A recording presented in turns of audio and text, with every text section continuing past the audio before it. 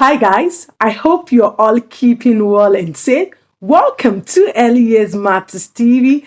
On this channel, we focus on everything early childhood related.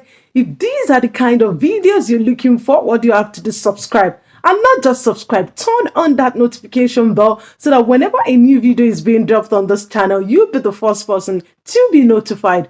Today is going to be all about long-term planning in early childhood. Yes, today's discussion is going to be all about long-term planning in the area of early childhood. In my last two videos, I spoke about what is short-term planning and medium-term planning. So today is going to be all about long-term planning. If you've not watched those two videos in relation to short-term planning and medium-term planning, I'm going to leave the link down below so you can catch up with this series. So today, like I said, is going to be all about long-term planning in early childhood. So let me do a quick recap of what short-term planning and medium-term planning is all about. So short-term planning is a type of planning which is usually a day or a week or a month. Yes, so this is a type of planning that is usually a day or monthly.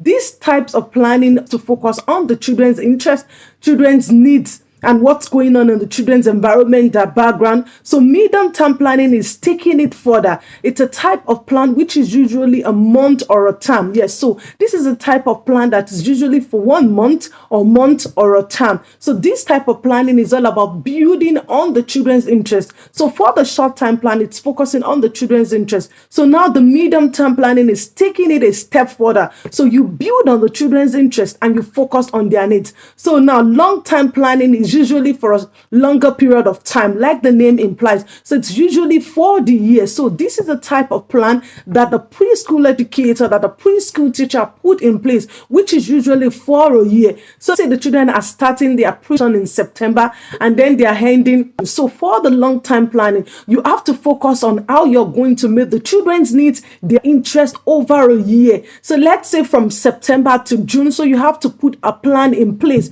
which we focus on the children's interest, which will focus on the children's needs, and we also focus on what the children like to do. So time planning, this is a type of plan where you have to put together that focuses on the children's interest, their needs, what they like to do over a year. So you can see like it requires a lot. So you're putting a plan in place for a year. So what you're doing is you're focusing on the children's needs, you're focusing on their interest, and then you're putting this together. You have your curriculum for the year.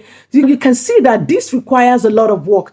In relation to finding out about the children's interest, it's not something that is going to happen over time. So you're going to do observations. You're going to be observing the children periodically. So let's say monthly observation, because you need to understand that the children's interests are changing.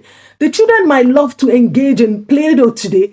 Come next month, they might have moved to something new. And if you don't know their interest at that particular point in time, you may still be focusing on Play-Doh, whereas the children have moved beyond Play-Doh. So you can see that it requires a lot of work, observation. So you're observing the children all the time, a monthly observation to find out about their interest, what they like to do, to find out about their needs, where are the children at in times of their learning. And your role as the early childhood educator is to scaffold the children's learning. So the children coming in September, this is where they're at in times of their learning.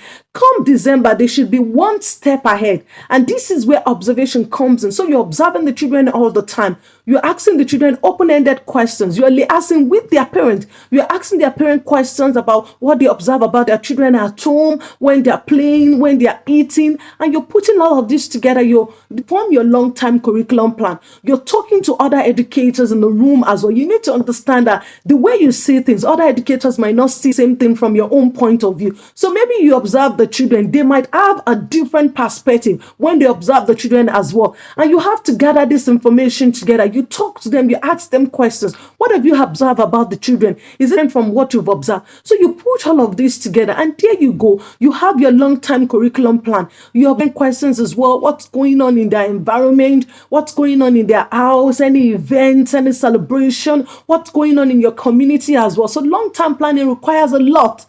special events going on in the community, like for instance in Ireland, St. Patrick's Day, curriculum. You facilitate all the events. You look at what the events that is going on. So if you have an event coming up in March, for instance, St. Patrick's Day. So when you're putting your long-term curriculum plan in place, you think of the activities that you're going to implement in the month of March, in the St. Patrick's Day.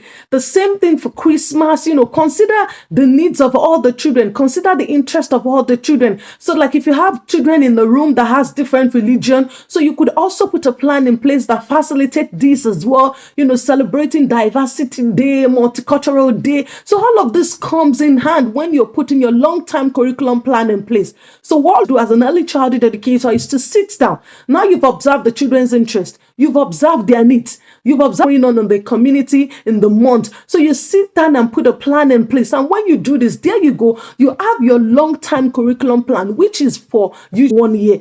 And in between, when you have your long-term plan, in between you have your short-term plan, you have your medium-term plan. So the long-term plan is just for a year. So from September to June, okay, these are the activities. This is what you're going to do. But then you have your short-term plan. So short-term plan are smaller plans. So you have short-term plan. It could be a daily plan. So from your long-term plan, you go and look at what the children can do daily. You look at what they can do weekly, and there you have your short-term plan. And then same for the medium-term plan as well. You look at, okay, from your long-term plan, okay, put a plan in place that the children can do for the month and for the term based on your long-term plan. So you can see that you're not graded. Long-term plan, medium-term plan, short-term plan, they're not to be separated. They're interwoven. So it's from your long-term plan, you put your short-term plan in place and also your medium-term plan. I hope I've been in this my series. I hope I've been able to explain what short-term plan, medium-term plan, and long-term plan is all about in the area of early childhood. And if you want this video on this channel, what do you have to do? Subscribe, and not just subscribe, turn on that notification bell so that whenever a new video is being dropped on this channel, you'll be the first person to be notified.